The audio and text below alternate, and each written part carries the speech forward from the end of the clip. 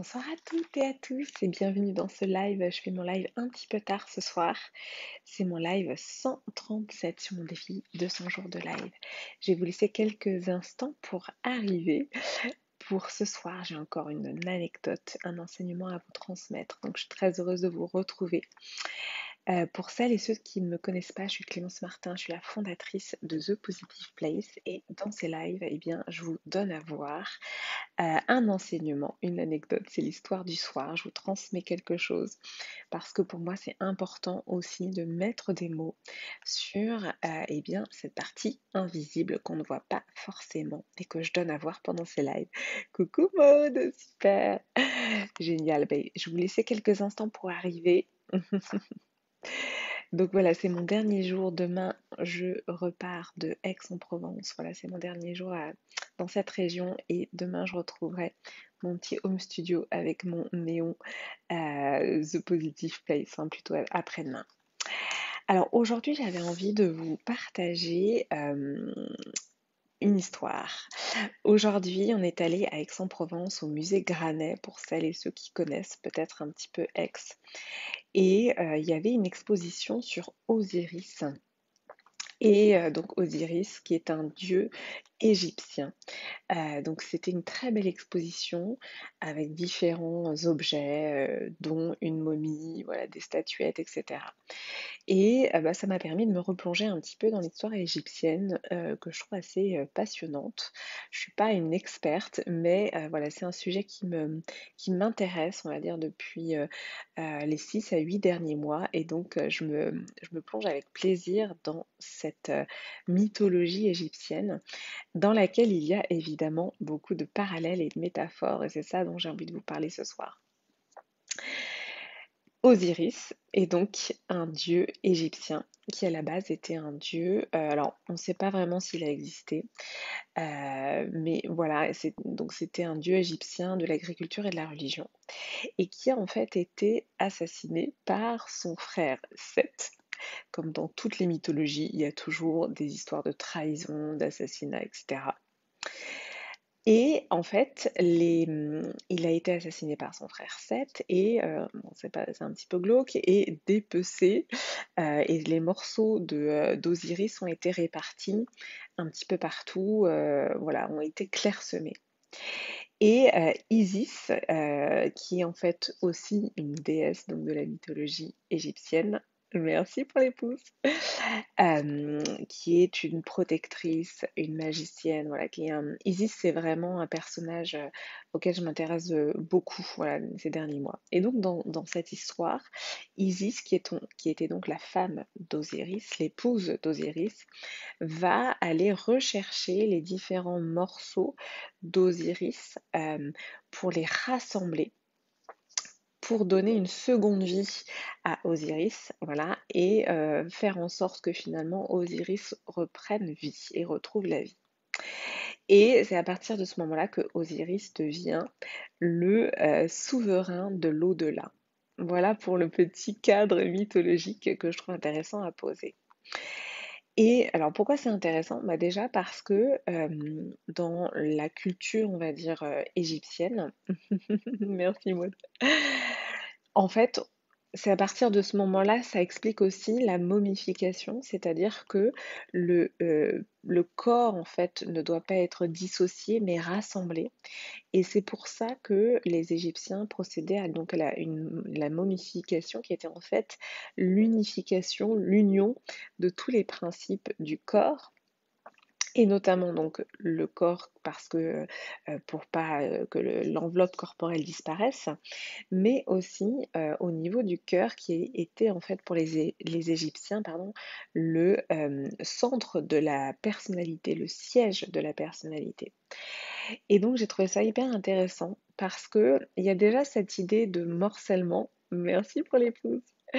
Donc il y a déjà cette idée de morcellement. J'avais fait des lives à ce sujet sur la dissociation et le morcellement, qui est vraiment quelque chose que la psychologie a identifié chez les êtres humains. En fait, quand on a vécu potentiellement des chocs, des traumas, des événements voilà, qui vont nous mettre notamment en sidération. Il peut y avoir une dissociation.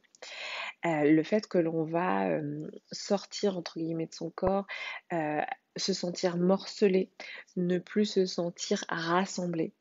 Et donc pour moi cette métaphore voilà de d'Osiris, met vraiment en image cette dimension de morcellement et on comprend mieux en fait le principe de momification qui était vraiment cette idée pardon d'union, du corps et de rassembler vraiment tout le corps. Coucou Marion! Coucou Valérie! Donc et avec cette autre dimension merci pour les cœurs. Avec cette autre dimension que vraiment le cœur, c'est le centre de la personnalité. J'avais fait des lives à ce sujet, mais il y a un petit peu longtemps, donc je vais vous le rappeler. Aux États-Unis, il y a un institut qui s'appelle, merci pour les cœurs, il y a un institut qui s'appelle l'Institut HeartMath, qui étudie depuis 20 ans le cœur. On sait maintenant qu'il y a des neurones dans le cœur. On sait maintenant que c'est le siège d'une intelligence sur un autre niveau. Et finalement, c'est une information qui est peu répandue, peu connue. Merci Marion. Euh, et donc je trouve ça déjà extrêmement intéressant de percevoir, de comprendre que, encore une fois, les civilisations anciennes avaient compris des choses que la science est en train d'étayer aujourd'hui et de légitimer. Donc, dans cet institut HeartMath aux États-Unis, ils étudient vraiment l'intelligence du cœur. Ils étudient comment justement remettre du cœur dans notre fonctionnement d'être humain, puisque on va dire que depuis, merci pour les cœurs, dans nos sociétés occidentales modernes, qu'est-ce qui se passe? Eh bien, on est énormément dans le mental et finalement très peu dans le cœur. Et on a du mal. La battle de cœur est de retour. Merci Marion. Bonsoir Christine, merci pour le coucou. Donc, dans notre société, on est énormément donc dans le mental et on a du mal à faire remonter le cœur. Or, le cœur a une intelligence. Le cœur a vraiment cette forme d'intelligence à laquelle on n'arrive plus à avoir accès.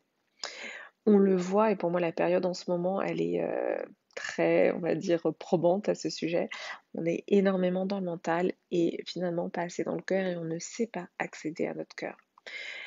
Et donc finalement, c'est presque un handicap, hein. Moi, je considère qu'on est handicapé en fait à ce niveau-là, parce qu'on n'a pas les outils, on n'a pas la connaissance, et on ne sait pas accéder à cette intelligence du cœur.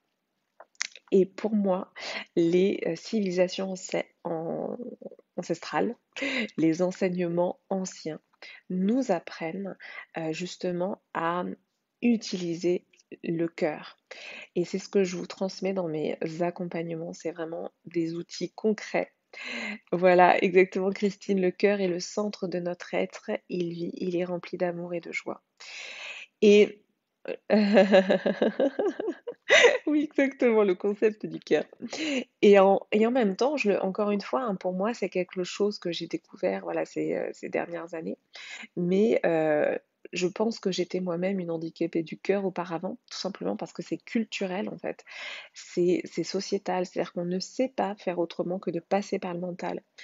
Et j'en parlais dans mes 2 derniers lives, hein, sur cette dimension d'infobésité.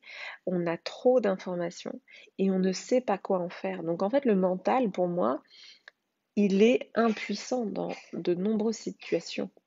On a survalorisé le mental. Certes, on a, nous les êtres humains, un mental qui est extrêmement puissant, un cerveau, notamment le cortex voilà, préfrontal, qu'on est les seuls à avoir dans le règne animal. Il me semble que certains singes pardon, ont un cortex préfrontal, mais en tout cas nous avons et vraiment, nous sommes surpuissants à ce niveau-là. Et pour autant, pour moi, on est impuissant à justement faire le tri dans toutes les informations et à surtout savoir ce qui est bon pour soi. Et c'est là que pour moi le cœur entre en jeu. Et c'est là que justement par des respirations, par des méditations, par des techniques différentes, on va pouvoir accéder à cette intelligence du cœur. Christine, tu me dis, nous avons tous été handicapés du cœur, mais cela revient de plus en plus. Ouais, exactement.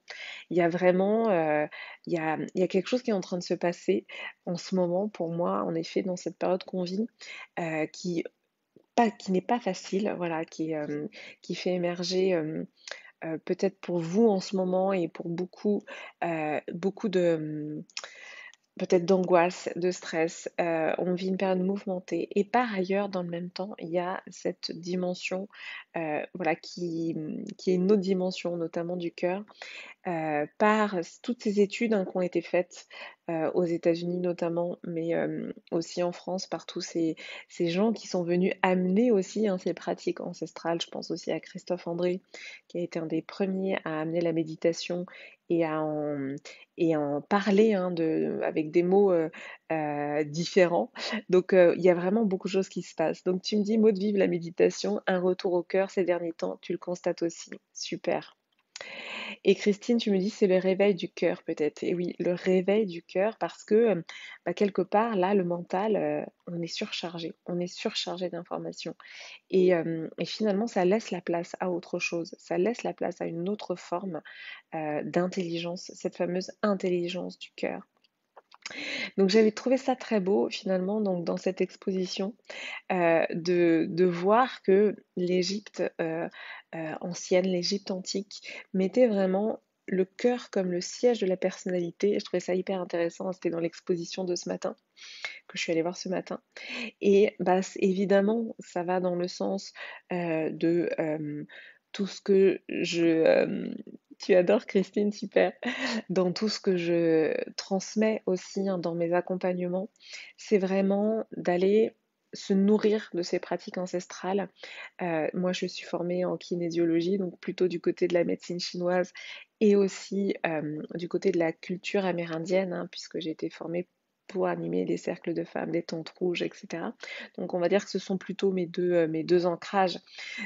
Mais au final, quand on commence à étudier vraiment les civilisations ancestrales, on se rend compte qu'elles se recoupent sur des points communs et que finalement il y a une vraie cohérence dans tout ça. Et c'est aussi ça qui, quelque part, me conforte hein, aussi moi dans cette dimension de ces civilisations avaient compris des choses auxquelles peut-être nous ferions bien de nous pencher aujourd'hui. Et en tout cas, moi c'est ce que je fais, hein. Je me penche très sérieusement sur bah, toutes ces pratiques que j'ai à cœur de vous transmettre dans mes accompagnements et c'est pour ça que dans ce live aussi, j'avais envie de vous dire un petit peu plus de ce que je fais, puisque dans ma pratique, dans ma méthode, c'est vraiment une méthode qui est éducative pour vous permettre d'accéder à l'autonomie. Moi, j'ai énormément souffert d'avoir finalement, de fréquenter des cabinets voilà, de thérapeutes et de me sentir dépendante. Donc vraiment, pour moi, cette dimension éducative, hein, c'est aussi un des piliers de la kinésiologie, c'est vraiment l'idée de transmettre des choses, de laisser la puissance à la personne, de laisser la responsabilité aussi et d'aller, on va dire, transformer ce que la personne est prête à transformer. Donc vous êtes évidemment actrice, acteur, actrice, évidemment je m'adresse un petit peu plus aux femmes, de votre transformation intérieure. Donc Maud, tu me dis, c'est fou qu'on ait perdu tout ça en cours de route. Et oui, oui, on a bien perdu, oui, je te confirme. Merci Maud, tu me dis que je transmets tellement bien, bah, ça me fait super plaisir. Merci beaucoup. Je regarde si je vous ai tout dit. Voilà, si, voilà, c'est ça que je voulais vous dire aussi. C'est qu'en effet, comme tu le soulignes, Maud, on a perdu tout ça en cours de route. Donc, c'est des chemins finalement, ce sont des pratiques, des exercices qu'on n'a pas l'habitude de faire. Et il y a toujours cette dimension de répétition, d'ancrage. Donc, c'est vraiment pour moi d'ancrer ces nouveaux comportements et de les répéter le plus possible pour vraiment avoir du changement dans notre vie.